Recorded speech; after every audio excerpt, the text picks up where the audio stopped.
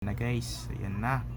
Hello po guys, so nandito na naman po yung ating YouTube channel ko. So ayan na guys, hindi nyo nakikita. So 2 digits na na Roman numerals na guys. So ayan po, ayan na guys. So ala.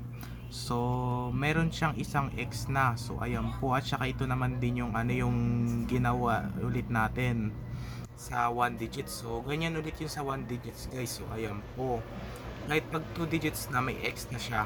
Ayan. So ayan yung sa Roman numeral. So ito guys, so sinulat ko pa talaga yung date Ito, so it's November 11 na ngayon guys, 'di ba? It's November 11. Ayan. November 11. So ang ibig sabihin ng 11, ito siya, 'di ba? Ayan. Ayan.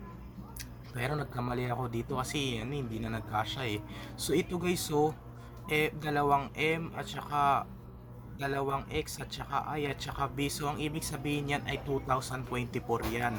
Hala, ginawa kong Roman numerals. Ayan. So tama yan. Ayan, so ito guys, so hala. Ayan. Ito guys, so yung 11 ay meron siyang X at saka Y. Ay, hindi pala to Y. I. So ayan po, I.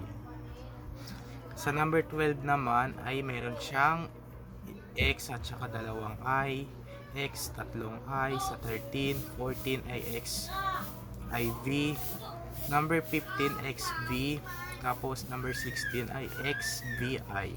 So ibig sabihin ay 16 years old na ako. So ako na yung parang sa Roman numerals na XVI.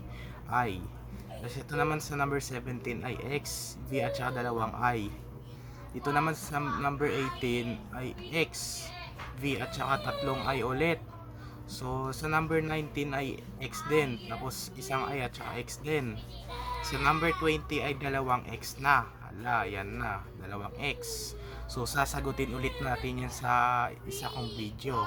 So abangan mo ulit guys. Ayan. Bye. Sa may 11 to 20 kasi yung sa isa kong video 1 to 10 yun 'di ba? Sinagutan natin. Pinasagot ko lang kay Banban. Ayun. Bye, yun lang.